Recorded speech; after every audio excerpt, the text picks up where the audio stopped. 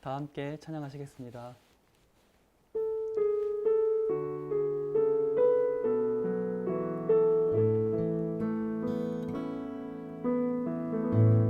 의지했던 모든 것 변해가고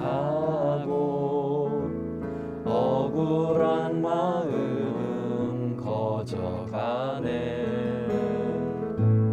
부끄럼 없이 살고 싶은 마음 주님 아시네. 모든 일을 손으로 이겨내고 죄의 유혹을 따르지 않네. 나를 구원하신 영원한 그 사랑 그 신 그네 날 붙드시네. 주어진 내 삶이 작게만 보여도 선하신 주 나를 이끄신 분의 중심을 보시는 주님만 따르네.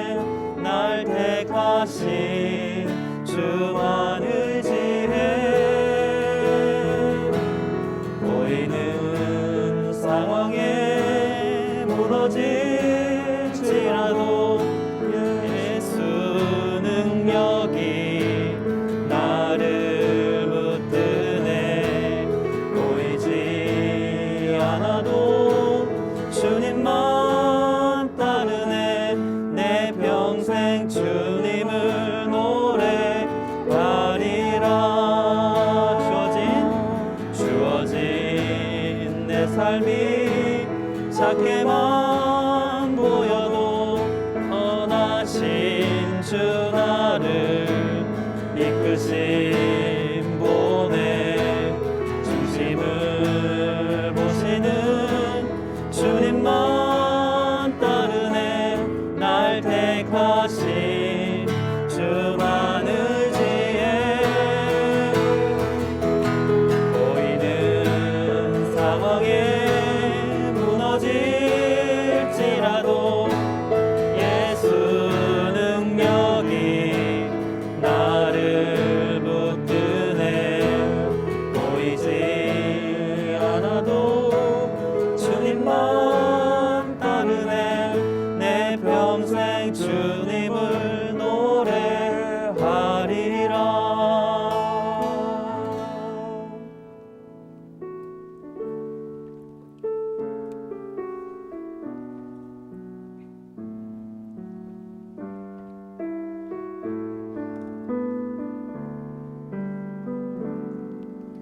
그 선하님의 고요히 감사하여 그 놀라운 평화를 누리며 나 그대들과 함께 걸어가네. 나 그대들과 하늘을 여네. 지나간 어물 어둠의 날들이 무겁게 내 영혼 짓눌러도 오 주여 우릴 외면치 마시고 약속의 구원을 이루소서. 그 선하님이 우릴 감싸시니 믿음으로 일어나릴 기대하네. 주 언제나 우리와 함께 계셔. 하루 또 하루가 늘 새로워. 주께서 밝히신 작은 촛불이 어둠을 헤치고 타오르네. 그 빛에 우리 우리 모두 하나 되어 온 누리에 비추게 하소서. 이 고요함이 깊이 번져갈 때 저 가슴 벅찬 노래 들리네. 다시 하나가 되게 이끄소서. 당신의 빛이 빛나느니라. 그 선한 힘이 우릴 감싸시니 믿음으로 일어나릴 기대하네. 주 언제나 우리와 함께 계셔. 하루 또 하루가 늘 새로워.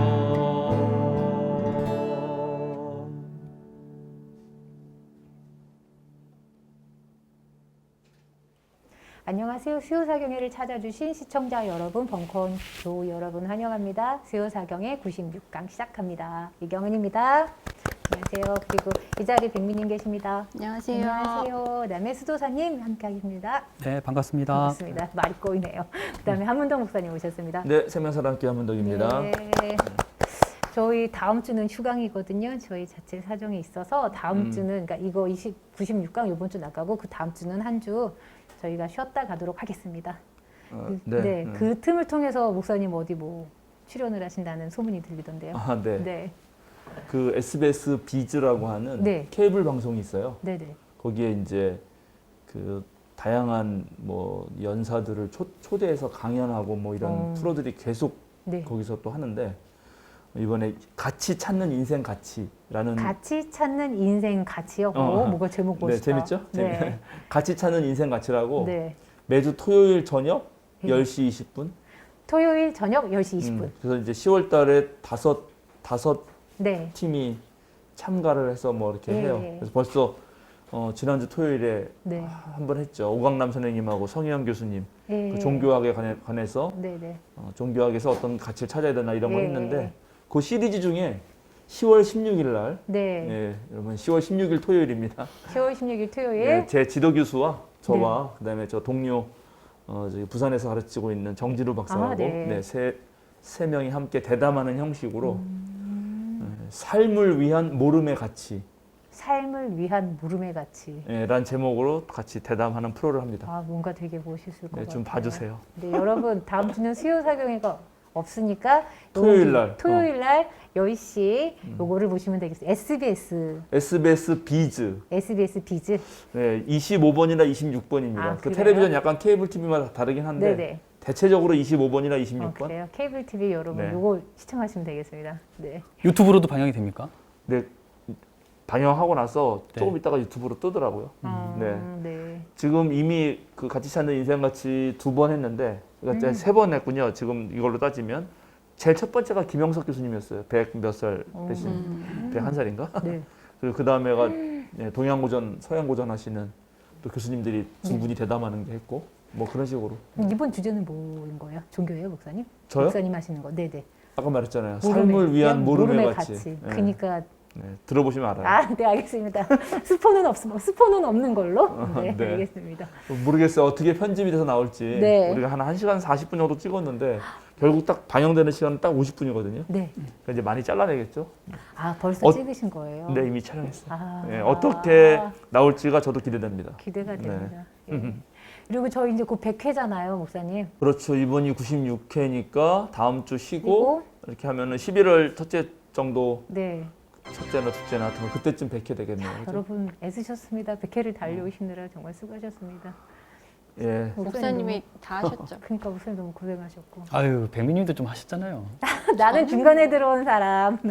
유일하게 목사님하고 저하고 100회 차질 없이 출연한 것 번도 같습니다. 개그? 야, 대단하시다. 저는 죄송합니다. 중간에 죄송합니다. 집안에 상이 있어서 네. 네, 네. 상이 있어서 몇 주 아. 빠지고 장례가 네. 있어서 그렇죠. 네. 아, 그러네요. 그렇네요. 100회네요.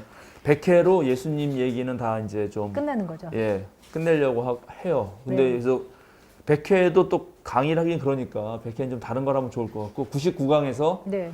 이제 요 예수님 이제 부활하셨으니까 네. 승천 또 그 전에 하고 승천 다음에 이제 어떻게 네. 내 복음서 그러니까 네네. 내 복음서가 초기 교회를 사실 잘 보여주는 거라서 네. 어떻게 유대교에서 예수님을 통해서 그리스도교가 탄생하는데 예. 내 복음서가 어떤 역할을 하는지를 하는 걸로 99로 끝내고 네. 예 그다음에 백회는 글쎄 어떻게 하면 좋을까요? 백회는 저희 음. AS 무엇이든지 물어보세요. 그러니까 무엇이든 물어보세요. 그런 거 좋은 것 같아요. 제가 가끔 1강을 보거든요. 1강. 네. 근데 1강에 댓글이 엄청 많잖아요. 지금도 네. 엄청 많은데 네. 새로 달린 댓글도 있더라고요. 그리고 질문도 있고 네. 그래서 좋은 것 같아요. 그러면 그런 질문도 한번 다 조사해보고 네. 그 다음에 또 좀 궁금하신 거 네네. 이제 예수님 저거 마치니까 궁금한 거 받아서 네. 뭐 그런 걸 중심으로 좀 얘기를 나누는 걸로 할까요? 네네. 뭐 특별하게 뭐 음. 1회부터 시작해서 지금까지 올 때까지 뭐 다는 아니겠지만 거기에 참여하셨던 인원들도 혹시 뭐 동참하거나 뭐 그런 게 있나요? 여기 우리 또 김용민 이사장, 평안하면 이사장님을 모셔야 되지 않겠습니까? 그래요. 네. 같이 해야겠네. 네, 그때 무대가 그렇죠. 꽉 차겠네요. 그러니까 우리 장소도 이번에는 좀 바꿔서 장소요? 목사님 교회.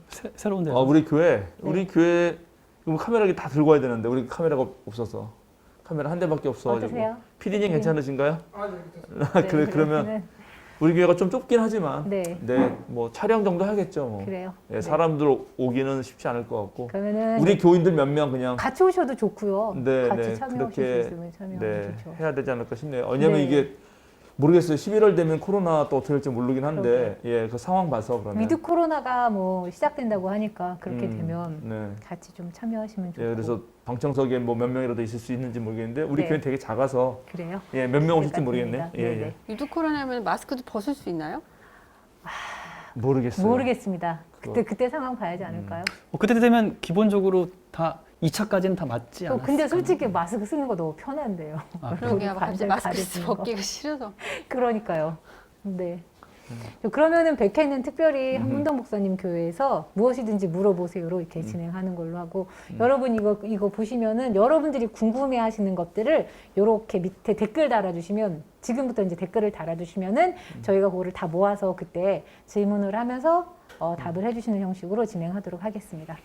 예, 다음 주 한 주 쉬실 때 뭐 제 저것도 보면 좋겠지만 오늘 유인호 수도사님이 선한 능력으로 네. 라는 보네포 목사님의 시를 가지고 만든 노래를 같이 불렀는데 이 보네포 목사님이 쓰신 시는 이 시는 돌아가시기 전에 마지막에 쓴 시예요. 그 옥에 계실 때 자기 그 조카랑 결혼한 제자 겸 친구 겸 하는 사람하고도 편지를 보내고 가족하고도 네. 편지 보내고 한 그 엄청난 편지 모음이 있습니다. 그 우리나라에는 대한기독교 사회에서 저항과 복종이라는 제목으로 번역됐어요. 이렇게 두꺼운데 네. 근데 읽기는 어렵지 않아요. 편지니까. 저항과 근데 편지라는 내용에서도 그 베트게가 제자이기 때문에 그 베트게랑 오간 편지의 글은 신학적 아이디어도 엄청 많고 신앙의 엄청난 개발을 받을 수 있어요. 그리고 그런 책 한번 여러분들 읽으셔도 좋겠다 생각이 들고 그리고 저도 그 책을 읽으면서 이런 보네포 목사님 같은 경우는 거의 천재에 가까운 사람이고 대대로 기독교 집안이고 그래서 뭐랄까요 우리 한국 개신교 역사가 130년밖에 안 됐잖아요. 네. 근데 그 보네포 목사님 쓰신 글 같은 걸 읽어보면은 그 유구한 기독교 역사의 어떠한 그 세례를 받은 어떠한 천재 같은 분이 성경을 하나 읽어도 그걸 어떻게 느끼는지가 아주 깊이 느껴져요. 특별히 이제 보네포 목사님 같은 경우 시편 같은 경우 가지고도 대단히 글을 많이 썼거든요. 그러면서 본인이 시도 쓰고, 네. 예. 그러면서 마지막에 쓴 시가 이거예요. 근데 사실은 돌아가실 줄 몰랐어. 스스로는 자기는 죽는다고 생각 안 했거든. 곧 당연히 풀려나겠지 생각하고 네. 풀려나면 이제 그 조카의 결혼 수레도 자기가 하고 뭐 네. 여러 가지 생각을 했었는데 그다음에 나중에 애가 이제 그건 실패했지만 다시 또 애가 생겼다 그래서 그러면 그 아이도 자기가 목사니까 네. 세례도 주고 이런 생각도 다 하고 있었는데 그냥 현장예술로 사라지죠. 그 자기 죽을 줄 몰랐지만 그렇게 해서 돌아가시고 남은 그 편지의 마지막 시가 이 시예요. 선한 능력으로. 그러니까는 의미가 있는 노래고 그런 네. 책은 여러분 참 읽어보시기를 추천드립니다. 너무 감동인 것 네, 같아요. 저항과 복종이라는 네. 편지 글. 네. 오늘 할까요? 네. 예. 아니 지난주에 나를 만지지 마라 봤더니 또 거기 댓글에 상당히 뭔가 뜨거운 저와 상관없는 뜨거운 논쟁이 막 오갔더라고요. 네. 아, 그래서 이슈 왜 목사님이 있으니까. 상관없어요? 목사님. 아니 뭐 저는 대꾸 안 했습니다. 아무 대꾸도 안 저도 하고. 실은 그건 그 가운데서 몇 개 AS를 할까 하다가 아 이건 AS 할 수 있는 게 아니겠구나 싶어서 저도 안 찾아왔습니다. 네. 그러니까 이제 그 바울 선생님도 말씀하셨지만 바울 사도도 말씀하셨지만 문자는 사람을 죽이고 영은 살린다 그 말씀하시거든요. 바울 네. 사도가. 그러니까 성경을 문자적으로 읽는 거를 특히 조심해야 돼요. 그러니까 문자적으로 읽을 때 모든 그러니까 우리 그리스도교가 갖고 있는 그 깊이를 상실하게 돼요. 그러니까 종교는 표층 종교가 있고 심층 종교가 있을 수 있는데 그리고 뭐 사이비 종교나 유사 종교, 유사 종교 이런 사이비 종교, 유사 종교 이런 말들은 폴 틸리라고 하는 신학자가 한 말이에요. 근데 이제 뭐 예를 들어서 권력, 돈 네. 이런데 자기의 어떤 궁극적 관심을 가질 때 그런 건 사이비 종교죠. 뭐 네. 근데 이데올로기 같은데 관심을 가지면 그건 유사 종교라고 볼 수 있는데 거짓이죠, 거짓. 네네. 예, 뭐 그런데 궁극적 대상이 아닌데 그렇게 보이는 듯한 느낌을 주는 네네. 비슷해 보이는 것에 자기의 온 힘을 쏟으면 그거는 이제 유사 종교가 되는 거예요. 진짜 종교가 아니고. 네. 그래서 종교인들은 어떤 경전들을 읽을 때는 그것의 깊이를 알아야 되는데 그 깊이를 안다는 건 뭐냐면 그 문자나 글이 상징하는 거, 뜻하는 의미에 이게 무슨 얘기를 하고 싶어서 이렇게 말을 한 걸까 하는 거를 제일 생각해야 되거든요. 네네. 그래서 이제 부활 같은 경우도 네네. 지금 복음서마다 전부 다 다르게 어떻게 묘사하는 거. 그러니까 몇 가지의 이 복음서가 약간 객관적으로 묘사하고 싶으면서 그 전하는 사건이 있죠. 뭐 예를 들어 아까 말한 우리 흔히 말하는 몸의 부활 진짜. 네. 그다음에 빈 무덤, 네. 예수님의 현현. 네네. 그러니까 죽었다 분명히 살아나셨다. 뭐 이렇게 막 하는 사건들은 있죠, 그냥. 그런데 그런 이야기들을 전하면서 네. 각각의 복음서는 자기 하고 싶은 말이 있다는 거죠. 그러니까 지난번에 같은 경우도 지난주에 우리가 했는데 요한복음서에 지금 베드로하고 사랑하시는 제자가 같이 달려갔잖아요. 무덤가로. 마리아가 알려줘서 막달라 마리아가. 근데 들어가서 베드로는 그냥 그 머릿수건이 개켜진 상태를 보고 세마포가 놓여져 있는 걸 봤지만 믿음에 이르진 않았어요. 그런데 요한 아니지만 사랑하시는 제자는 보고 믿었다 그러잖아요. 근데 되게 재밌는 거는 그 이야기에서도 거긴 육체가 없다는 거예요. 그지? 죽은 시체도 없고 네. 부활한 예수님의 육신도 없잖아요. 네. 없지요. 그런데 사랑하시는 제자가 보고 믿었다라고 말을 하거든. 그 사랑하는 하시는 제자는 보지 않고 믿은. 그러니까 그 상황만 보고 그냥 믿었다는 그렇죠. 거죠. 예수님을 그거는 직접 보지 않고도 그렇죠. 예수님 그렇죠. 살아나셨다. 그렇지. 예수님을 보지 않고 믿은 거죠. 예수님은 보지 않고 믿은 거잖아요. 그렇죠. 그러니까는 빈 무덤에라고 네. 하는 정황만을 가지고 보고서 믿음. 믿었다고 하는 거는 사복음서에서 네. 이 사랑하시는 제자밖에 없어요. 그러니까 앞에 그러니까 하셨던 얘기 말씀들을 네. 다 듣고 아 예수님이 살아나셨구나. 그렇게 아니요, 빈 무덤의 정황만 보고 네. 들어가서 무덤이 비어서 이렇게 했잖아요. 네. 근데 그 사랑하시는 제자만 그 상황을 보고 믿었다라고 말한다고. 그런 게 실제 신기한. 부활하신 실제 예수님을 그런 게 보지 신기한 않고도 거죠. 믿었다라는 그러니까는 거죠. 예를 들어서 신기한 거죠. 다른 사람들은 네. 천사가 설명해 주거나 남자가 설명해 주잖아요. 네네. 근데 지금 그런 것도 없잖아, 지금. 이 사랑하시는 제자는 놀랍게 빈 무덤만을 가지고도 하여튼 건 보고 믿었다고 나와요. 그래서 지난번에 네. 우리 백미님이 보고 믿었는데 뭘 믿은 거예요? 네. 이렇게 이제 목적어를 물어봤잖아요. 그래서 제가 아마 연목서 전체를 읽어서 그건 예수님이 어떤 분인지에 대해서 읽 거다라고 말씀드렸는데 그건 이제 총체적으로 말한 거고 예를 들어서 조금 더 이제 좀 좁혀서 말한다면 이렇게도 말할 수 있어요. 부활이 뭔가를 보고 믿은 건데 부활은 육체성의 현현이 아닐 수도 있다는 거죠. 그러니까 육체가 필요 없는 상태, 즉 새로운 존재로 바뀐 것.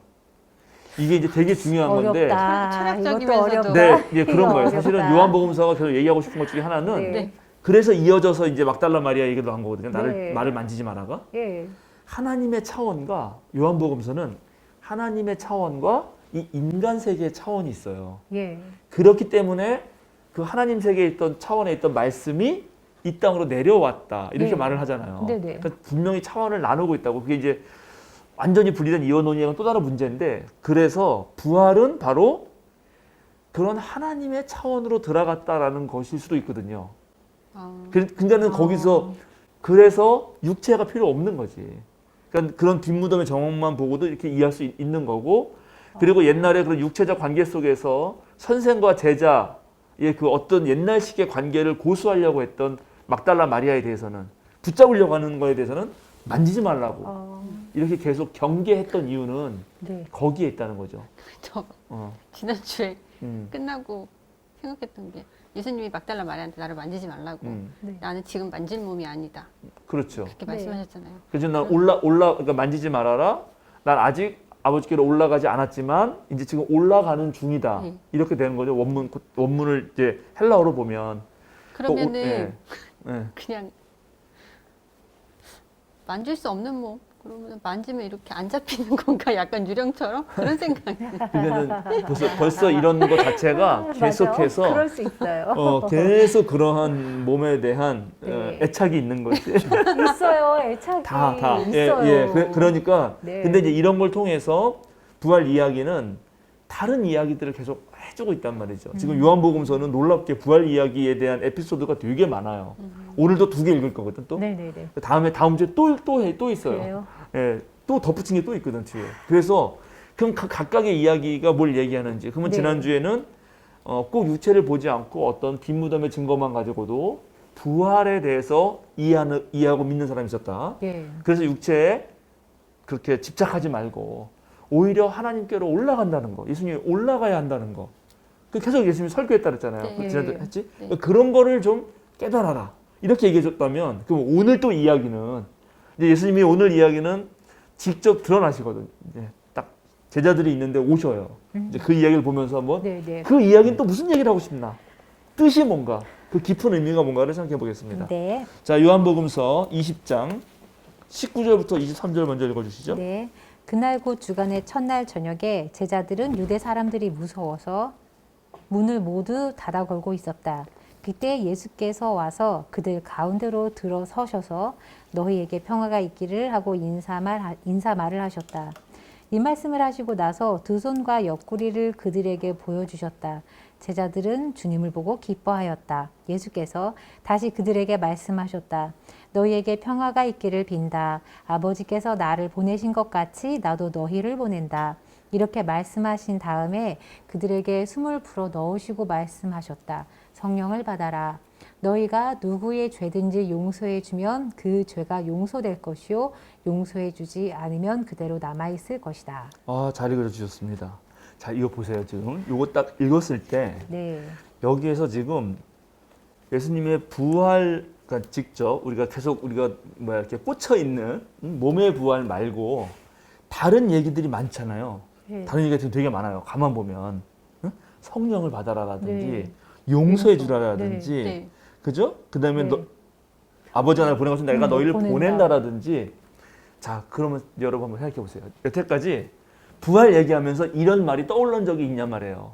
없어요. 없어요. 그렇다는 거지. 이게 없어요. 내가 우려하는 거예요. 바로 그리스도인들에게. 그런데요, 저는 그 전에 응. 19절에 네, 너희에게 평화가 있기를 하고 네. 인사말을 하셨다. 네. 뜬금없이. 아, 저 그리고 뜬금없다는 뜬금없이 생각을 쑥 했어요. 들어오잖아요. 문은 다 닫혀 자, 있는데. 이제 이것도 그렇고요. 예, 그래 이제 자세히 들어갈 거야 하나씩. 그런데 네. 큰 틀에서 보자면, 그래서 이 이야기는 지금 완전 다른 얘기인데 부활에 대한 또 다른 의미를 주는 얘기인데 우리한테 그거는 안 듣고 여전히 여기 지금 예수님이 뭘 해줬냐면 여기 두 손과 옆구리를 보여줬다. 네. 네. 요 말에 보통 꽂혀요 사람들이. 그러죠. 그리고 이게 몸을 보여준 거고 몸의 부활을 확신하는 거다라는 데만 얘기하거든요. 네. 근데 그게 그걸까요? 아닌가요? 아닌가요? 자, 몸을 보여줄 때 두 네. 손과 옆구리 안 보여줄 수도 있잖아. 내 얼굴을 보여줄 수도 있잖아요. 그렇죠. 자, 그렇죠. 그렇죠. 그럼 왜 두 손과 옆구리일까요? 십자가에 못 박힌 그렇지. 그러면 이게 몸을 더 강조하는 거예요? 아니면은 예수님이 십자가에 달리셨다는 걸 더 강조하는 거예요? 십자가를 아. 강조하는 거네요. 십자가에 달린 예수님이 이제 부활하신 거라는 얘기를 하고 싶은 걸 수 있겠지. 네. 그러면 십자가가 뭔가? 십자가는 로마의 제국의 반란을 일으킨 자에게 벌어지는 형벌이잖아요. 네. 로마 입장에서는 죄인이에요. 네. 그죠? 로마 입장에서는 그럼, 죄인이가 네, 죽인 거죠. 죄인이에요. 네. 그래서 죄인으로 판명나서 죽은 거거든. 네. 그런 자가 부활했다는 거는 이제 하나님의 입장에서는 죄인이 아니고 이 사람이 부활시켜야 할 만큼 중요한 사람이다 라고 말하는 거죠. 아, 그거예요? 이제 그게 사실은 예수님 이런 부활 전에 바리새파가 가지고 있던 부활 개념이거든요. 이게 이제 이 유대교 전통 역사를 알아야 되는데, 유대교는 원래 부활이라는 개념 없었다 그랬잖아요. 지난번에 네. 죽음 이후 사후세계도 네. 관심이 없고 오로지 살아있을 때. 네. 그런데 엄청난 박해를 받으면서 고생하다가 죽으니까 이 사람이 너무 억울하잖아요. 그래서 부활 개념이 생겨요. 사후세계 개념도 생기는 거고, 페르시아 이언론 영향도 받고 다른 데 영향을 받아서. 그러면 부활을 통해서 바리새파들이 갖고 있는 부활 믿음은 뭐냐면 하나님의 정의가 이루어지고 이런 죄악의 무리들이 이제 물러가고 이런 개념들이 되게 크거든요. 그런 개념 속에서 초대 기독교인들도 그걸 이어받는 거지. 그래서 예수님이 로마의 반란자로 십자가에 처형당했다고 너희가 말하고, 그래서 너희가 이겼다고 말하지만 사실은 하나님이 이 예수님을 되살림으로써 진짜 의로운 게 누구인지, 진짜 뭐랄까 누가 죄인인지, 오히려 로마가 죄인이죠. 하나님 살리셨다면 이제 이렇게 알려주고 싶었던 거거든요, 사실은. 네. 이런 식으로 읽어낼 수 있는데 몸의 부활에 대한 확신만을 가지고 읽으면 이것도 그냥 이게 십자가다든지 해석이 너무 다른데요? 다르지. 그쵸. 완전 달라지잖아요. 완전히. 아시겠죠? 그러니까 예수님이 몸의 부활이라 그럴 때 얼굴을 보여줄 수도 있단 말이죠. 얼굴. 가장 리얼하잖아. 네. 근데 계속 여기 지금 요한복음에서는 두 손과 손과 옆구리. 그러면 다시금 우린 요한복음서의 십자가 죽음을 생각해 봐야 돼요. 그럼 예수님이 거기서 다 이루었다 그랬잖아. 예. 그리고 그 다 이루기 위해서 하신 앞에서 말씀들이 계속 뭐냐면 너희는 서로 사랑하라. 나는 갈 거다. 나는 가야 되고 내가 다 이루었고 이제 너희는 뭐 해야 되고, 이런 맥락에 있는 거예요. 그럼 그걸 떠올려야 되는 거거든요. 그런 얘기들을, 십자가 돌아가실 때의 얘기들을. 그런데 우리는 역시 계속 말씀드리지만 21세기 사람으로서 몸은 무조건 봐야 되기 때문에 그렇게로만 이해했단 말이죠. 그렇죠. 예수님의 원래 네. 육신. 그렇죠. 이게 네, 그게 이제 맞아요. 십자가와 옆구리의 그런 가장 걸로 큰 증명을 했다라고. 그렇죠. 그렇죠. 그러니까는 증명을 얼굴로 하시다는 거 제가 말하는 거는. 근데 특별히 손과 여기 옆구리는 그건 오히려 더 십자가 얘기를 하고 싶었다는 거죠. 너희가 십자가에 못 박은 이 예수를 사도행전에 분명히 베드로도 바울도 스데반도 그렇게 설교하거든. 너희가 네네. 십자가에 못 박은 이 예수를 하나님께서 살리셨다. 그러면 십자가에 못 박은 자가 죄인이지. 이제 못 네, 박힌 그렇게 자가 되죠. 죄인이 아니라 못 박은 자가 죄인이고, 네. 누가 옳으냐, 누가 불의하냐, 이런 얘기를 하고 싶었던 거라는 거예요. 그럼 부활을 통해서 예수님이 여지껏 해왔던 사역이 참된 사역이고 그 예수님을 못 박힌 너희들이 죄인이다라는 거를 그러니까 말씀하신다는 얘기인 거예요. 그렇죠. 이제 야. 정확하게 이제 조금씩 이해하시는 거예요. 자, 그러고 이제 봅시다. 이제 하나씩. 이런 정도로 이 틀을 우리가 좀 구조를 잡아놓고 19절 그날 곧 주간의 첫날 저녁에. 자, 지난번에는 주간의 첫날 언제였죠? 아침, 새벽이었어요. 새벽. 네. 왜 새벽이고 저녁일까? 주간의 첫날 점심은 왜 안 될까요? 그러게요. 이런 것도 안 물어보시지. 안 보통은. 물어봤어요. 주간의 첫날은 언제라고? 그 주일. 주일. 네. 그리고 좀 부활 사건을 주간의 첫날에 한 거는 새로운 시작을 상징할 네. 거라고도 많이 얘기했잖아요. 예. 근데 일요일인데 왜 점심은 안 되냐면 점심은 일해야 돼요. 아. 지금 우리는 잠깐만 오늘날 일요일은 쉬니까 일 안 한다고 생각하는데 아, 낮에는 정말. 다 그러네요. 일해야 되기 때문에 옛날에는 그런 휴일 이런 게 없는 거예요. 이게 기독교화가 돼서 이제 쉬기 시작한 거예요. 왜냐면 안식일 개념이 들어오고 네. 그게 그리스도교에 의해서 주일로 바뀌잖아요. 네. 주님의 날로. 그러니까 안식일은 쉬어야 되는데 그게 주님의 날로 바뀌니까 주일날도 쉬어야 되는 거지. 그러니까 그 전에 그런 개념이 들어오기 전에는 쉬는 건 없는 거예요. 노예는 무조건 일해야 되는 거, 사람이 일을 해야 되는 거거든. 그러면 이 사람들이 모여서 예배 드릴 수 있고 초대 기독교 공동체가 함께 네. 모일 수 있는 시간은 새벽이거나 저녁인 거예요. 그래서 저녁에 모여 있었어요. 네. 근데 누가 무섭다? 유대 사람들. 유대 자, 사람들. 이런 것들이 되게 중요한데 이건 제가 좀 이따 설명할 겁니다. 이건 이제 요한 공동체가 처한 상황이에요. 어쨌든 유대 사람이 무서워서 문을 모두 닫아 걸고 있었던 거예요. 네. 그랬더니 예수님이 오셨어요. 그러니까요. 그들 가운데로 들어섰어. 그러면 이게 자, 지난번랑 똑같지. 여기서는 이렇게 되면 이건 예수님의 몸의 동일성이 보장이 안 되잖아요. 안 돼요. 네. 이런 몸을 가지고 있으면 못 들어오지. 들어와요. 그러니까 예를 들어서 이제 그리스도인들은 간단하게 예수님이 몸으로 부활했다 이렇게 간단히 말하지만 네. 그러면 우리 복잡해지는 거야. 그럼 예수님의 혈관이 다 죽었다는 건 다 썩었다가 그럼 다시 소생해가지고 저 결국 매트리스. 이런 게 다 살아나는 거냐. 그럼 그런 거를 자연과학적으로 오늘 설명할 수 있느냐. 막 이러한 어떤 면에서 1세기에 이런 복음서를 쓴 사람들은 전혀 고려하지 않았을 그런 논쟁을 하게 된단 말이죠. 네. 근데 그런 게 아니라는 거예요. 여기는 분명히 이렇게 되면 이건 비동일성인데 근데 아까 옆구리하고 이거 보여주면 동일성이잖아. 네. 이러면 이 자체 내에서도 정말 내적 오류예요. 모순이 생기잖아요. 네. 그래서 이거를 그렇게 읽으면 안 된다는 거예요.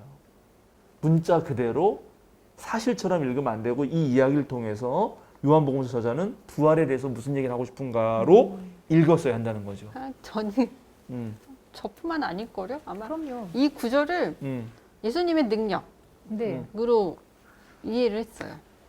그렇죠. 예수님은 음. 전지전능하시니까 어느 그런 어떤 공간에든 시공간을 다닐 수 초월해서 있어. 그렇게 이해하죠. 벽을 통과해가지고 네. 짠 그럼요. 나타나셨다. 네. 전능하신 통과하시는 게 아니라 하나님이니까. 짠. 예, 맞아요. 근데 이제 그런 것들 제가 뭐 수요사 강의하면서 계속 반복해서 많이 말했지만 그런 거는 이제 실제적 무신론자가 되게 된다.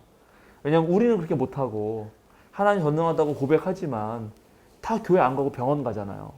네. 어? 네. 그럼 교회 가야지 하나님 전능하신데. 예를 들어서 아주 간단하게 말하면 그러니까 몸은 어?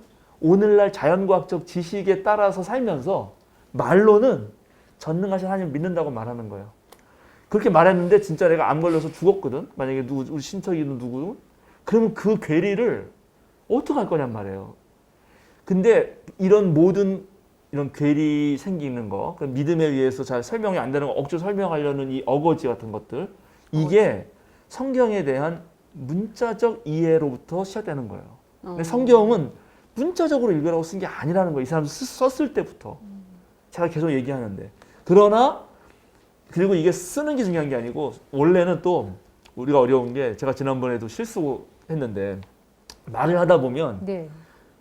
오시리스를 제가 이시리스라고 그랬잖아요. 그게 왜 그랬냐면 이시스와 오시리스 이야기거든. 그래서 나도 이게 합쳐져가지고 이시리스가 돼버렸는데 이런 식으로 말은 실수도 할 수 있고 던져버리면 공중에 딱 불렸다가 사라져버리잖아요. 네. 고대인들은 훨씬 더 구전으로 하는 게 많았단 말이에요. 책은 거의 구할 수가 없으니까. 네. 그러니까 이런 얘기들도 거의 대부분은 맨 처음에는 다 계속 얘기해야 되는 거예요. 말로. 네. 그러니까 말로 얘기할 때 이런 거를 막 꼼꼼히 역사책을 쓰듯이 이렇게 하는 게 아니란 말이죠. 예, 그러니까 말이 갖는 그때의 효과가 있어요. 네. 설득하는 효과가. 그럼 이제 이런 것도 다 무서워하셨는데 예수님 나타나셨다 이렇게 말을 하면 우리는 이걸 이렇게 읽으니까 야, 이 문이 닫혀 있는데 어떻게 들어왔지? 막 이렇게 해서 막 이렇게 예. 하지만 그거를 말로 이렇게 할 때는 듣는 사람들은 뭔가 신비하고 뭐랄까 뭔가 하여튼간 야 예수님이 나타나셨구나 하고 굳이 정말 뭐 물질적인 존재가 문을 통과해서 갈 수 있느냐 없느냐 이런 걸 따지지 않는단 말이죠. 제가 설명하는 걸 이해하겠어요? 네, 네. 네, 네. 구두로 얘기할 때 네. 판소리 같은 게 그런 거예요. 판소리. 그렇죠. 우리나라 판소리도 뭐 네, 하다가 네, 네, 네. 저기서 맞아요. 관객들이 좋으면 예를 들어서 뭐 도사가 나타나서 도수를 부리는데 뭐 맞아요. 돌멩이를 가지고 지금 뭘 만들었다 그랬는데 관객의 반응이 좋아. 그 돌만 만든 게 아니고 이것도 만들고 막 이렇게 막 말한단 말이죠. 그러면 거기서 그걸 따지냔 말이야. 진짜 그게 될 수 있냐 없냐? 이거 안 따지잖아요. 돌은 어디서 났냐? 어디서 들어왔냐? 그래 어디서 이런 거 들어왔냐? 이런 거 안 아니죠? 따지잖아. 돌이 있었어 거기? 거긴 어딘데? 뭐 이런 거 안 그렇지. 따지죠. 저는 구전이 될 때에 네. 어떤 말들로 사람들을 어떻게 설득하냐는 완전 다른 문제다. 아, 자, 여기서 이제 핵심은 예수님이 들어서셨는데 그것에 대해 제자들이 놀랐다. 이게 여기가 그렇지. 방점 포커스인 거네요. 그래서 이제 온 거죠. 그리고 네. 아까 말한 대로 평화가 있기리라고 얘기해요. 이게 네. 무척 중요한 거예요. 왜냐하면 자 지금 일단은 자 예수님 이렇게 생각해 봅시다. 우리가 다시 1세기로 가요. 타임머신을 타고 여러분이 그 느낌을 알아야 되는데 예수님을 쫓아다녔어. 정말 예언자라고 믿었어요. 그런데 돌아가셨어. 그때 어땠을까요? 일단 따라다니면서 엄청난 실망감, 네. 깊은 슬픔. 마리아가 울었잖아요. 그래서 네네. 그 다음에 두려움. 엄청난 두려움이 몰려오겠죠. 그것도 십자가에 돌아왔잖아요. 그런 상황을 떠올려야 되는 거예요. 근데 지금 부활은 뭐다? 그런 것을 날리는 거죠. 네. 예수님이 현존 때문에 우리는 이제 슬픔은 기쁨으로, 두려움에서 용기로, 네. 세상에서 좌절되고 낭망하고 패배한 자에서 이제 승리한 자로 바뀌었다, 이 얘기를 하는 거예요. 그리고 예수님이 그 얘기를 사실은 미리 해줬거든. 니네가 그럴 거 알기 때문에 내가 분명히 나는 이제 가게 될 거고 넘겨질 거고, 그러나 니네는 근심하고 걱정하겠지만 나중에 기뻐하게 될 거다. 네. 이런 얘기를 해주신다고요. 그거 하나 찾아봅시다. 14장 27절. 요한복음서에 다 얘기를 해주세요. 한번 보세요. 일단 요한복음서 14장 27절부터. 나는 평화를 너희에게 남겨준다. 나는 내 평화를 너희에게 준다. 내가 너희에게 주는 평화는 세상이 주는 것과 같지 않다. 너희는 마음에 근심하지 말고 두려워하지도 말아라. 여기 나오죠. 네. 평화를 준다고 얘기했으니까 이제 진짜 오셔서 평화를 준 거예요. 약속이 실현되신 거지. 그 밑에도 가만 보면 너희는 내가 갔다가 너희에게로 다시 온다고 한 내 말을 들었다. 나 갔다가 온다고 얘기했다, 분명히. 너희가 나를 사랑한다면 내가 아버지께로 가는 것을 기뻐했을 것이다. 근데 지난번에 마리아는 울면서 가면 안 돼요, 붙잡으려고 했잖아요. 그게 아니다 이거지. 이런 식으로 얘기를 하는 거죠. 그죠? 예. 뭐 이런 얘기들이 여기 이제 14장, 13장부터 17장까지 계속 이런 얘기들이 있습니다. 그래서 너희가 잠깐만 이건 좀 찾아봅시다. 16장 20절 볼까요? 16장 20절. 내가 진정으로 너희에게 말한다. 너희는 울며 애통하겠으나 세상은 기뻐할 것이다. 그러나 너희가 근심이 쌓여도 그 근심이 기쁨으로 변할 것이다. 그렇죠. 당연히 예수님 돌아가시면 세상이 기뻐하겠지. 이제 우리 예수님 저거 처단했다 이러면서 로마가, 이 세상은 사실 로마인데, 그러나 그래서 우리들은 다 슬퍼하고 근심하겠지만 이제 언제? 부활 사건이란 뭐다? 예수님 오셔서 평화를 주고 기쁨이 되고 용기가 생기고 이런 거다라는 거를 이렇게 말하고 싶었다는 거죠. 자, 그 요한복음 20장 다시 또 그럼 넘어가서 봅시다. 그리고 나서 이제 뭘 하냐? 그리고 그 평화를 주시는 예수님은 바로 십자가에 달리시기까지 바로 이 제자들을 사랑하셨던 분이죠. 네. 그래서 그 십자가 아까 네. 말씀드린 두손과 옆구리를 보여주는 거예요. 네. 그러니까 이렇게 우리를 사랑하신 이분이 맞구나 하고 제자들은 확신을 얻었고, 그러면서 예수님이 다시 한번 이제 너희 평화가 있기를 빈다. 내가 너희를 위한 사랑 다 보여준 사랑이 내가 현존하지 않냐 하면서 하는 말이 그 다음이 중요해요. 아버지께서 나를 보내신 것 같이 나도 너희를 보낸다. 그래서 이제는 부활은 단순히 육신의 부활 이런 게 중요한 게 아니라 위임. 내가 이제 여기 아버지가 나를 보내서 내가 이 땅에서 일한 것처럼 나도 너희를 보내니까 너희도 어떻게 하라? 가라. 일을 하라. 일을 하라. 똑같은 거야. 이거는 지금 자, 예수님의 부활 현현 사건에 거의 다 위임이 있어요. 자, 마태복음서 기억나죠? 가서 아버지와 아들과 성령의 이름으로 세례를 주고 모든 사람들 내 제자로 삼아 내가 분반 모든 것을 가르쳐 지키게 하라. 위임이 있었죠. 네. 여기도 위임 있잖아요. 근데 위임 받아서 하려면 뭐가 필요하죠. 내가 네. 겁나고 두렵고 떨릴 수 있잖아요. 네. 내가 어떡하지? 예수님도 위임장 없는데. 있어야죠. 위임장이 있어야지. 그 위임장이 뭐가 있어요? 성령을 받아라. 근데 어떻게 했죠? 그냥 성령 받아라가 아니라 22절? 그쵸. 저렇게 숨을 숨을 불어넣으시고. 내뿜고 숨을 불어넣으시고 저렇게 말씀. 숨을 불어 넣으셨지. 이건 네. 어디에 나오는 거예요? 숨을 불어 넣으신 건 어디에 나오는 거죠? 창세기. 창세기에. 네. 네. 정확하잖아요. 창세기 2장 7절에 하나님이 흙으로 만든 사람에게 숨을 불어 넣자 살아있는 생명이 됐다. 네. 옛날 번역으로. 그러면 이제 흙도 하나님이 숨을 불어 넣어서 사람으로 만들었는데 이제 이 사람들은 어떻게 된 사람들이에요? 이제 예수님 돌아가시고 십자가에서 그때 온갖 좌절과 살았지만 죽은 것 같은 삶을 사는 사람들에게 이제 예수님이 직접, 저는 이게 되게 재밌는데, 하나님이 예수님이 되고 예수님이 이제 제자를 보내는 이런 맥락 속에서 예수님이 제자를 보내면서 하나님이 인간에게 한 것처럼 예수님이 이 제자들에게 숨을 불어넣고 그 숨 안에 성령을 넣는 거지. 네. 그러면 이제 얘네들은 성령을 받고 드디어 예수님처럼 일을 하는 거죠. 네. 이게 부활의 의미란 말이죠.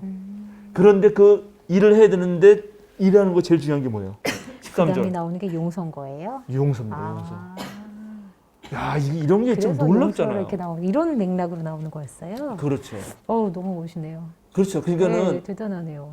이런 게 진짜 아. 이게 대단하지 않아요? 근데 네. 우리가 요걸 읽을 때 여러분 머릿속에도 딱 떠올라야 돼요. 뭐가 떠올라야 되냐면 우리 마가복음서에 무화과 나무의 저주 사건이 떠올랐어야 돼요.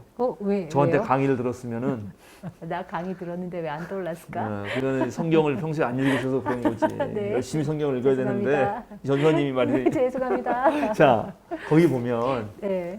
무화과 나무가 뿌리부터 말랐습니다. 네. 베드로가 말했더니 네. 예수님이 거기에 대해서 뭐라고 답변해요? 그랬구나. 뭐 이렇게 말하는 게 아니라 딴소리 하신다고. 마가복음서 찾아볼까요? 그러면 11장 25절을 읽기 전에 21절부터 읽어요. 21절부터 25절까지. 그래서 베드로가 전날 일이 생각나서 예수께 말하였다. 랍비님 저것 좀 보십시오. 선생님이 저주하신 저 무화과 나무가 말라버렸습니다.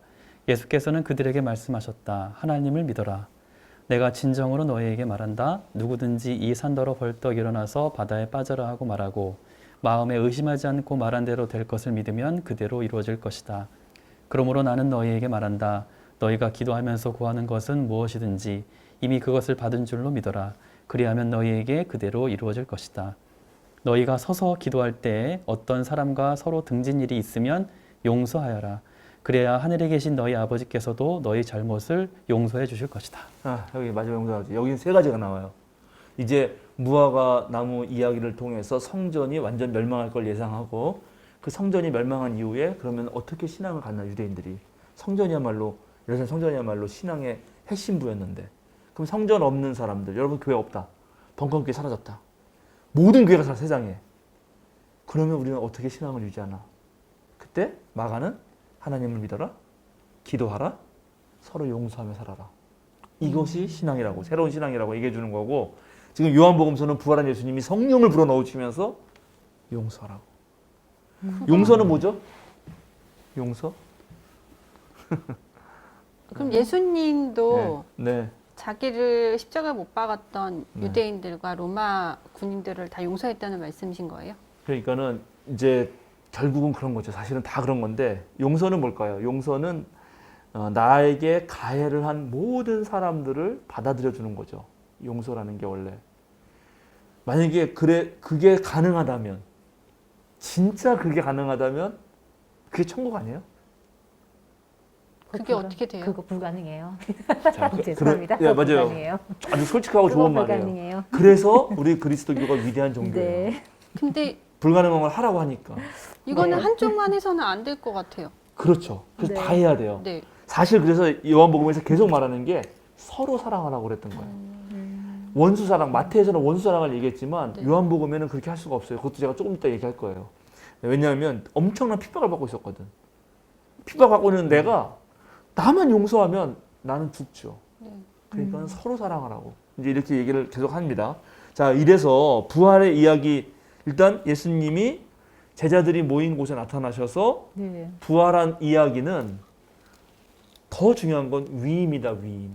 이제 너희들 그런 불안과 두려움과 근심에 쌓여 있지 말고 내적 평화를 얻어서 그 힘을 가지고 내가 너에게 성령을 불어 넣어 줄 테니까 너희도 내가 아버지가 나를 보내신 것처럼 나도 너희를 보내니 너희도 가서 서로 용서하면서 서로 사랑하면서 세계명, 내가 준 세계명으로 살아라. 이게 더 부활의 중요한 지점이다.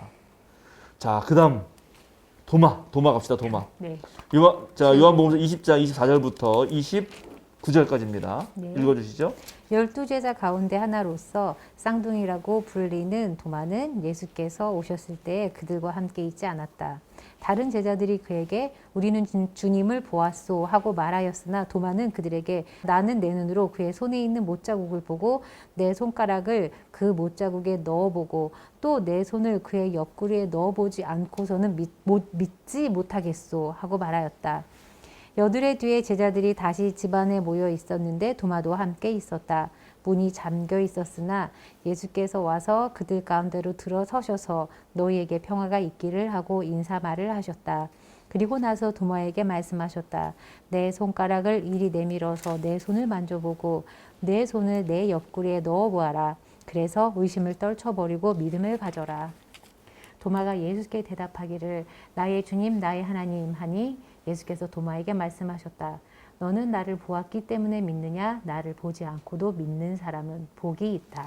예, 이게 이 요한복음 20장 여기가 절정이에요. 왜냐하면 그 다음에 30절, 31절까지 읽어볼래요?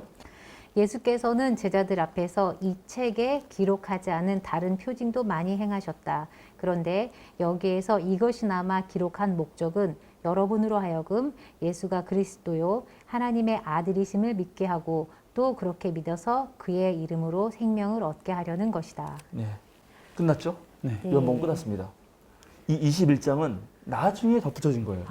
이 느낌이 딱 정확하게 딱 끝나잖아요. 네, 네, 네. 끝나요. 그러니까 이게 1차 편집이 여기서 끝난 거죠, 사실은. 원래 요한복음은 여기서 끝났을 거예요. 네, 네. 그런데 뒤에 또 조금 얼마 있다가 아마 누가 덧붙였던 거라고 보여지거든요. 네. 근데 그게 재밌어요. 왜냐하면 여기는 지금 예수님이 이 느낌상 예루살렘에 있는 제자들에게 나타난 걸로 나왔잖아요. 네. 그죠? 그런데 그렇죠. 21장에는 이 제자들이 갈릴리 바다로 가거든. 예. 거기서 나타난 걸 그려요. 그러니까는 자 우리가 마태와 마가는 갈릴리에서 볼 네. 거라고 얘기했죠. 예. 네. 누가는 예루살렘에서. 근데 네. 요한은 두 개를 다 만들어줘. 야, 이런 걸 봐서도 요한복음서가 나중에. 나중에 쓰였겠구나. 네네. 그리고 앞에 걸 다 종합하려고 하는구나는 걸 알 수가 네. 있는 거죠. 좋습니다. 그런데 이제 더 중요한 거는 이 도마 이야기인데, 도마는 음, 예수님을 만졌잖아요. 자 거짓말하는 거예요 지금. 아, 만졌다는 얘기는 안 나와요. 여기 안 나와요. 이게 한국의 어디서 교인들이 거짓말을. 네. 다 만졌다고 생각해. 진짜 이거는 백민님만 그런 만져보라고 게 아니야. 했으니까 만졌지 예, 그러나 않았을까요? 안 만졌습니다. 여기 안 만졌다는 게 무척 중요한 거예요. 사실은 이런 거를 몰라요. 만져보고 믿어라 했는데 네. 도마는 안 만지고 고백합니다. 예. 그러니까 이런 게 대단히 우리에게는 중요한 이야기예요, 사실은. 근데 여태까지 우리 한국 그리스도인들은 당연히 만졌을 거라 생각해. 그리고 그렇죠. 확인하고, 예. 예, 그렇게 그랬을 했을 거라고 거라고 생각하는데 그렇지가 않았다는 게 더 중요하고요. 도마가 알았다면 되게 억울했겠는데. 예. 나 안 만지고 믿었는데 왜 만졌다고 그러냐고. 아니 예수님이 아, 되게 자신 있게 그래서 여기는 지금 만져봐라. 그래서 내가 열이 받네. 지금 보세요. 요한복음서는 계속 만지지 말라라는 게 되게 중요하잖아요. 네. 그러나 보고 믿은 게 중요해요.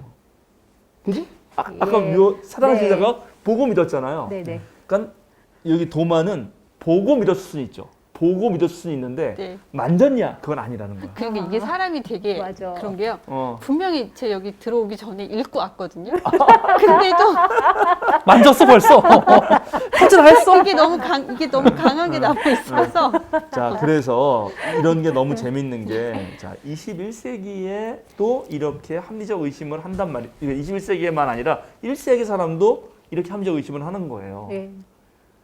그래서 정말 부활이 단지 육체적 부활이라는 거는 그걸 믿을 수는 없다는 거예요. 왜냐하면 말한 대로 정말 예수님이 육체적 부활했으면 지금도 계셔야 되는 거 아니에요. 계속. 네. 나타나시면 편하잖아. 그리고 같이 만지고 진짜. 그러게요. 같이 밥도 먹고 얘기도 하고 놀고 이러면 너무 좋은데 왜 그러지 않았냐가 대단히 사실은 1세기부터 문제였다. 그래서 요한 공동체 안에는 이렇게 합리적인 의심을 하는 사람들이 있었다는 거고 그럼 이 사람이 어떻게 예수님을 믿어야 되느냐? 근데 뭘 보고 믿느냐? 중요한 거는 바로 예수님의 십자가의 죽음을 보고 믿는 거예요. 이게 놀라운 거예요. 그러니까 예수님 아까 말한 내 얼굴을 만져봐라 이렇게 야 나 네. 살아있으니까 얼굴만 이렇게도 할 수 있지만 계속 옆구리에 넣어보라 하잖아요. 사랑의 하나님이 인간이 되셔서 인간과 상대해 주시려고 오신 것부터 시작해서 그 사랑의 하나님이 사랑 때문에 너희가 서로 사랑하게 하려고 자기의 목숨까지 내어주는 거.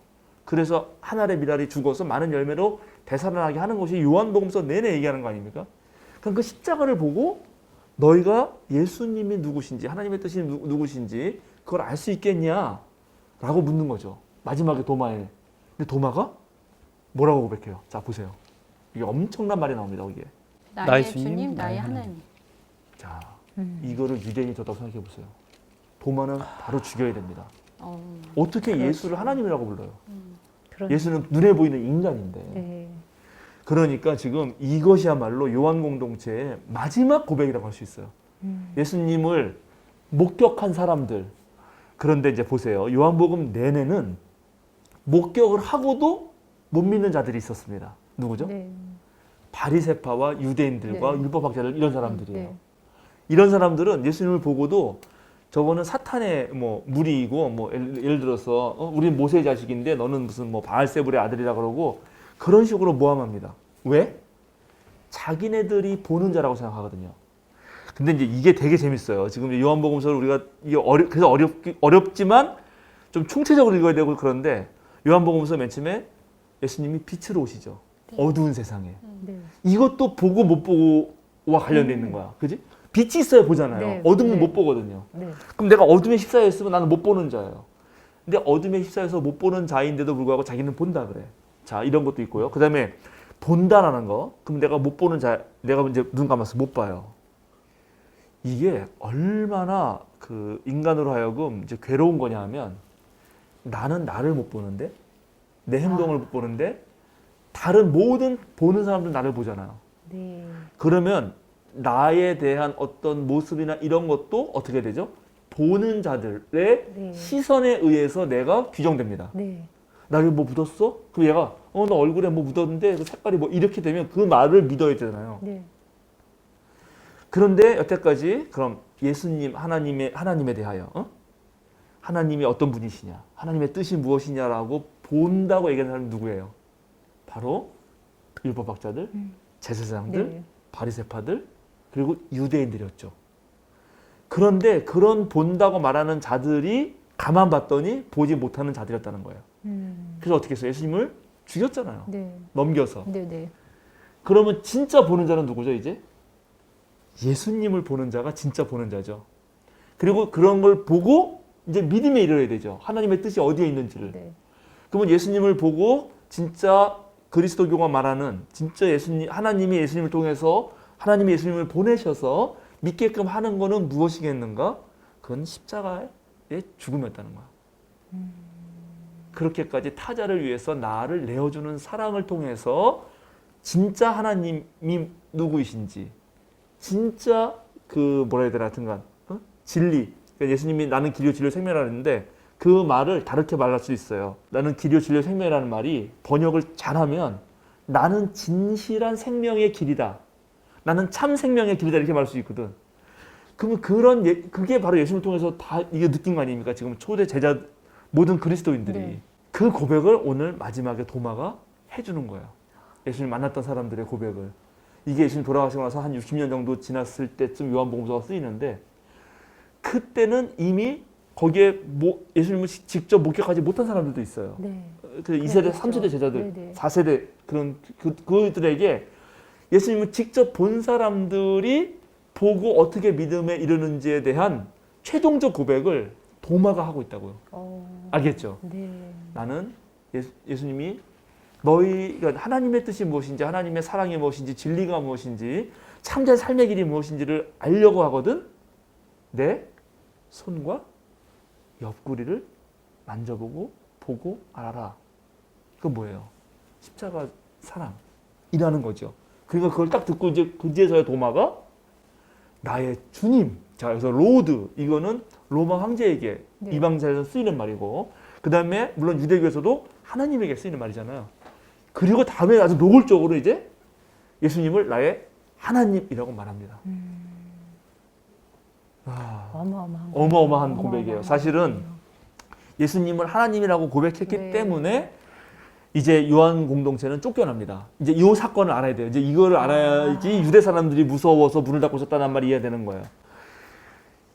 이제 우리가 이렇게 생각해야 되는데 요거만하고 이제 맞춰도 될 것 같긴 한데 네네. 자 보세요. 지금 우리는 복음서 읽을 때 이 이야기꾼이 너무 생생하게 들려주니까 마치 예수님과 함께 길을 걸어가면서 듣는 것처럼 느끼잖아요. 네. 근데 그렇지가 않잖아.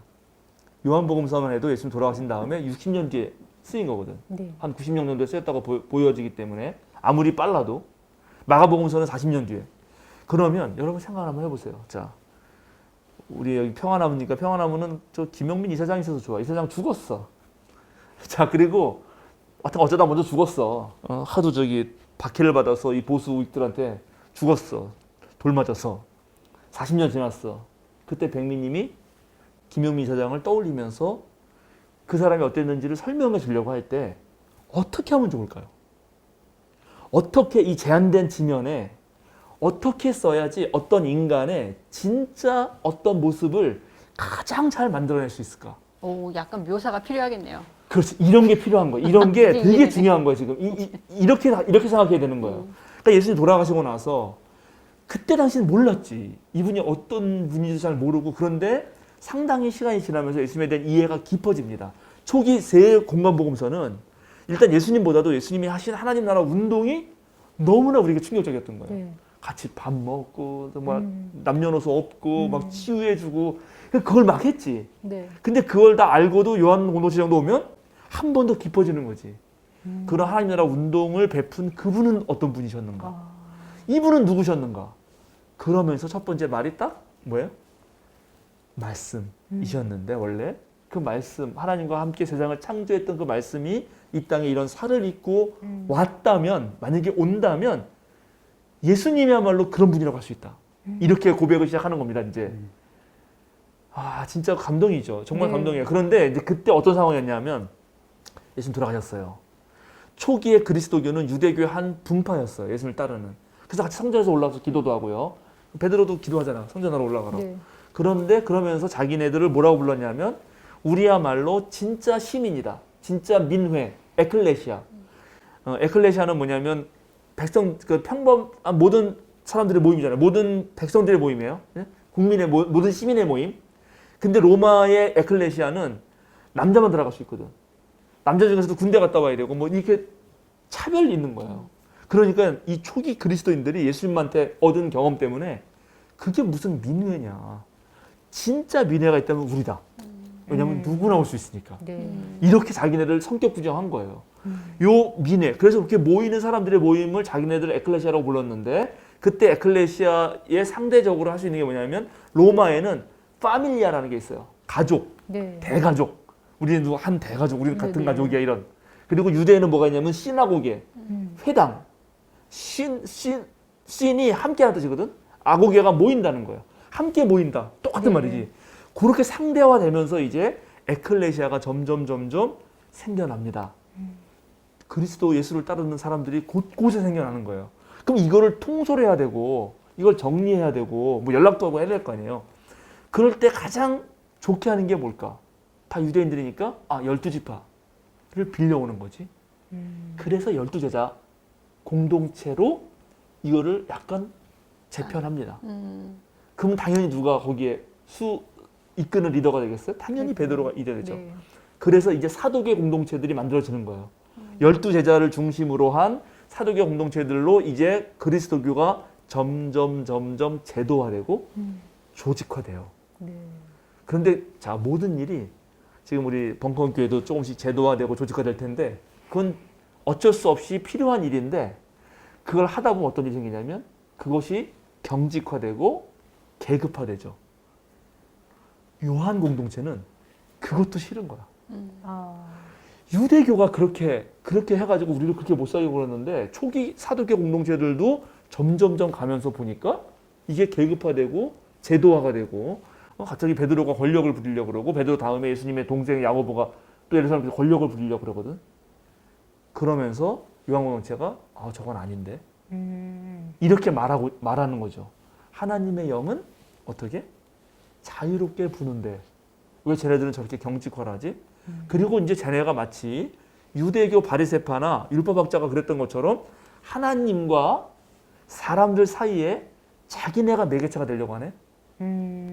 이해하시겠죠? 네, 네. 지금도 교황이 목사가 중간에서 매개자가 되려고 하잖아요. 요한은 안 된다는 거예요. 하나님이 직접 하나님이 직접 우리 몸으로 왔고 하나님과 우리 사이에 어떤 매개자도 없다. 이제 그래서 그게 누구다? 그 매개자가 그러니까 매개자가 없다는 걸 유일하게 보여준 분이 있다면 그게 예수님인 거예요. 그래서 예수님이 곧 하나님인 거예요. 근데 이제 예수님 어떻게 됐어요? 예수님은 이제 부활 승천에서 또 안 계시잖아요. 네. 그러면 이제 하나님이 우리에게 직접 오는 방식은 뭐가 있어요? 성령이에요, 성령. 정확해요. 그건 우리 안에 성령으로만 있어서 우리가 하나님하고 직접 만나고 있는데 너 왜 자꾸만 그런 거 조직 만들어가지고 뭐 계급 나누고 그래? 그리고 그 세례와 예를 들어서 성만찬 같은 경우도 그 원래 예수님하고 같이 떡 떼고 마시면서 어떤 진리의 삶의 길을 추구하던 건데 너 그 자꾸만 그 예식화 만들고 그 예복 안 입고 들어왔다 그러면 뭐 쫓아내버리고 마태 그랬잖아요. 왜 그런 짓 해? 그러면서 요한복음서에서는 성찬 대신 세족식으로 바꿔버리고, 그죠? 네. 예수님이 세례받는 내용도 아예 빼버리고. 그게 가장 중요한 그 초기 공동체의 어떠한 제의였거든요. 예식이었거든. 이렇게 되는 거예요. 그럼 지금 말씀해 주신 내용이 아까 23절에 서로 용서하 누구의 죄든지 용서하라는 그런 내용과 그런 거죠. 연결되는 거예요. 연결되는 거죠. 발 씻어주고 용서해주고 서로 사랑하고 그러면 됐지. 자유롭게 성령을 받아서. 왜 자꾸만 조직체를 만들어서 그 안에서 분열을 일으키고 그 안에서 계급을 나누고 거기에 들어오지 않은 사람은 배타적으로 하려고 하고 왜 그렇게 사도계 공동체가 그렇게 가느냐. 그러면서 또 한 명의 사도계 공동체를 대체할 만한 제자 이름을 말하는데 사랑하시는 제자라고 말하는 거예요. 사랑하시는 제자. 엄청나죠. 우리에게 무슨 얘기를 해주고 싶은지 알겠죠. 이제 요한복음서가 자기가 느꼈던 하나님에 대해서 이런 얘기를 이렇게 해주고 싶었는데 그래서 이제 그런 예수를 만났던 사람 입장에서는 그 도마의 입에서 나온 대로 우리는 그래서 예수님을 하나님이라고 부른다. 이렇게 말한 거예요. 근데 문제는 이제 요한 공동체가 이 복음서를 쓸 때 벌써 예수님을 못 본 사람들이 있는 거야. 네. 그러니까 그렇죠. 그 사람들에게도 말을 해줘야 되잖아. 뭐라고. 네네. 네. 야, 우리는 이렇게 보고 이런 엄청난 믿음에 이르렀는데 오히려 너희는 그걸 보지 못하고도 믿는다면 너희들이 더 괜찮은 거야. 너희들이 더 훌륭한 거야. 진짜 좋은 거야 라고 말을 해주는 것입니다. 그게 보지 못하고도 믿는 사람이 복이 있다라고 하는 말이고요. 자, 그걸 위해서 제가 확인 하나 해드릴게요. 요한복음서 17장 20절.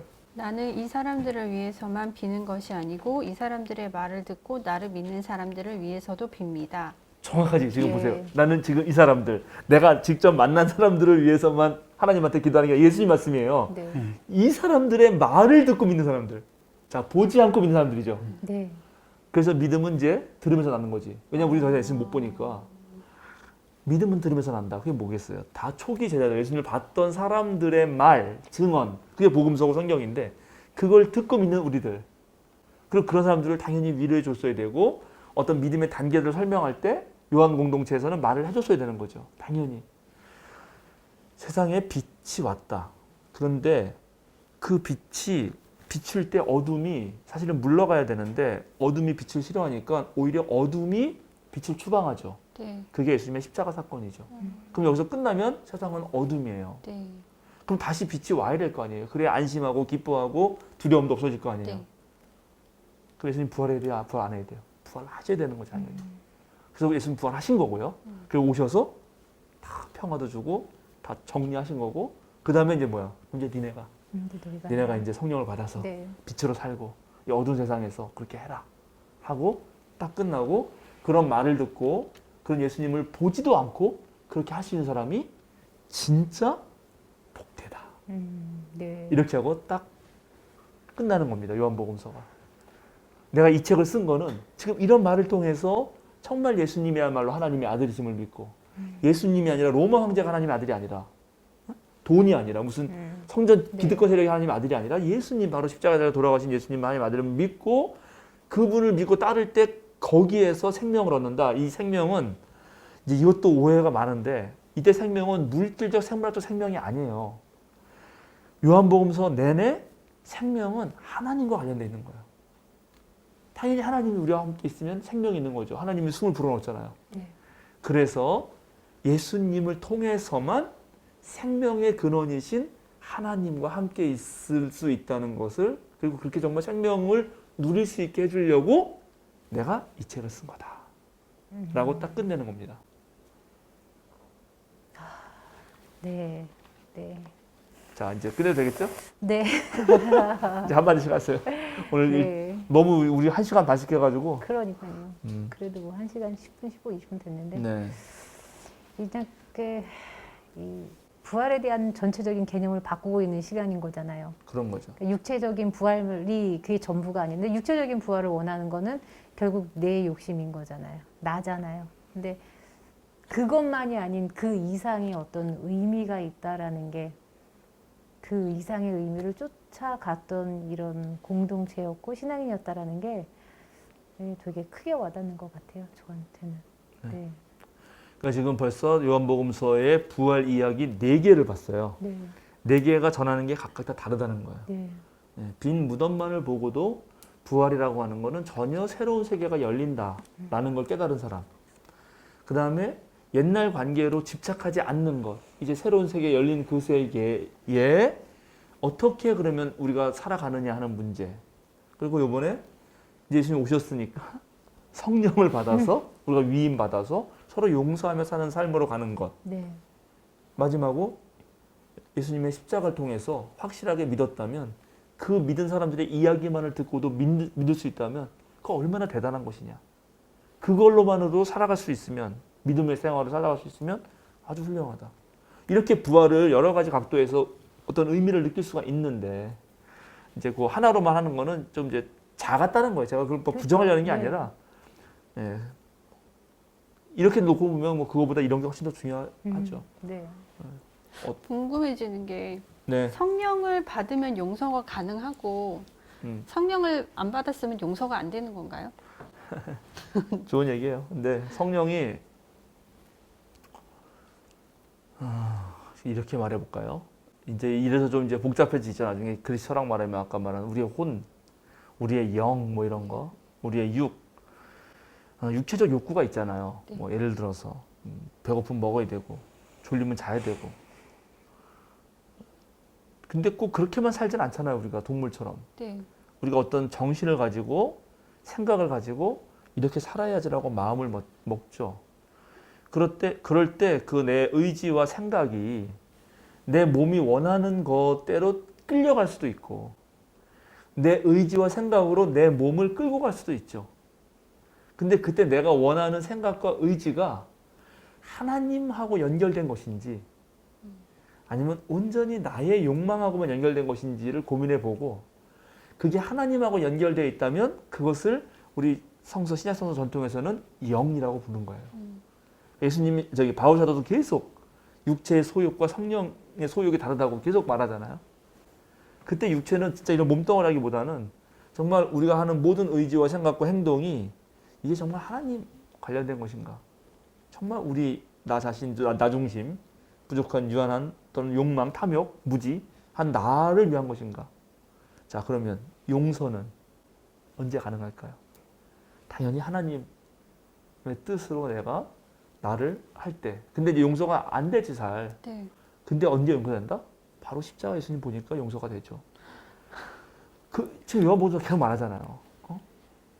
너 용서가 안 된다 그랬는데 야, 내 여기를 보고 나 옆구리를 만져봐라. 이렇게 말을 하는 거예요, 계속. 아, 지금 누구처럼 여기다 이렇게 십자가를 새기고 다녀야 될까요? 그래, 여기 그 같은 건 모 후보가 여기다가 십자가를 새기고 왔으면 왕자가 큰일 날 아니라 뻔했네요. 종복자, 이렇게 왕이에요. 종복자를 써서 이렇게 딱 들었으면은 우리가 찍어줬을지도 모르지. 근데 지금 그러게 말입니다. 제명천지가 된 시대에 네. 왕이라니 민도 아니고.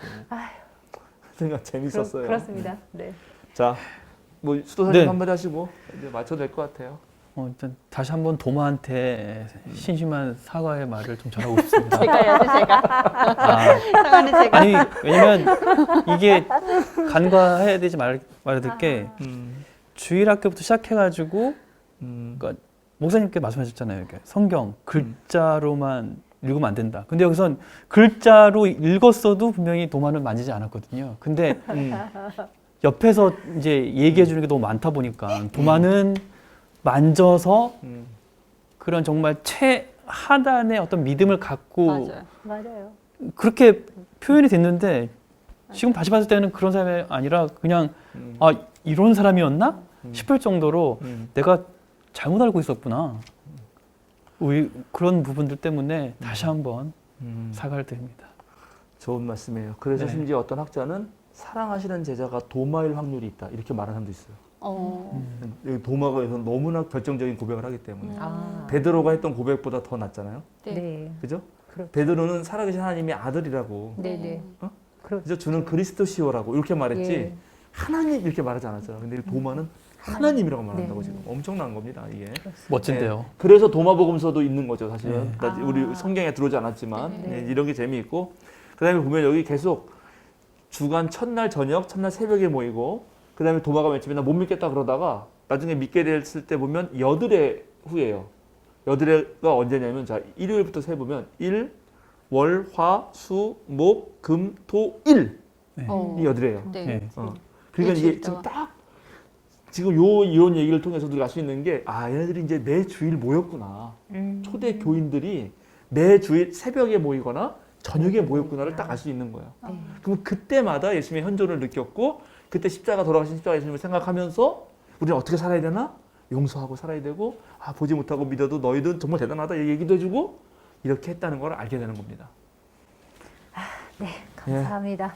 네, 목사님 마무리를 해주셔야 될 것 같습니다. 오늘도 좋은 시간이었던 것 같습니다. 네, 기도하고 마치겠습니다. 네, 주님 감사합니다. 보지 않고도 믿는 자가 복되다. 보지 못하고도 믿는 자가 복되다 하는 말씀 다시 한번 새겨봅니다. 오늘날 우리가 진정 하나님을 믿는다는 것, 예수 그리스도를 따라 산다는 것이 무엇인지 기억하게 하시고 예수님의 부활 또한 오늘날 우리가 생각하는 모든 불의와 불평등과 억압과 차별과 온갖 나쁘고 잘못된 것들에 맞서서 정말 우리 예수님께서 승리하셨다는 새로운 고백과 더불어서 우리가 또한 그런 삶, 모든 어둠의 세력을 물리치고 이겨가는 삶을 살게 하는 놀라운 일이라는 사실을 다시 한번 고백합니다. 주님께서 늘 우리에게 함께 하시고 또 이렇게 코로나에 어둡고 힘든 삶을 살지만 그 가운데서도 늘 부활의 아침을 맞는 저희가 되게 하여 주시옵소서. 감사드리며 예수님의 이름으로 기도드립니다. 아멘. 네.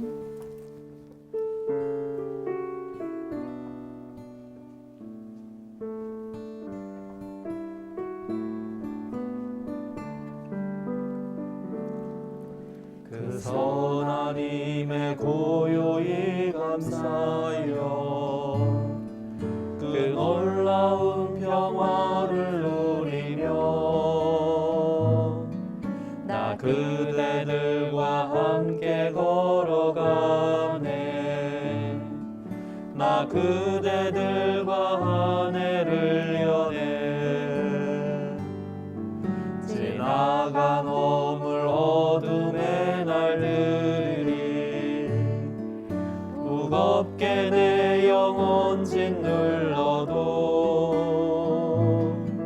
오 주여 우릴 외면치 마시고 약속의 구원을 이루소서 그 선한 힘이 우릴 감싸시니 믿음으로 일어나릴 기대하네 주 언제나 우리와 함께 계셔 하루 또 하루가 늘 새로워 주께서 밝히신 작은 촛불이 어둠을 헤치고 타오르네 그 빛에 우리 모두 하나 되어 온 누리에 비추게 하소서 이 고요함이 깊이 번져갈 때 저 가슴 벅찬 노래 들리네 다시 하나가 되게 이끄소서 당신의 빛이 빛나는 이 밤 그 선한 힘이 우릴 감싸시니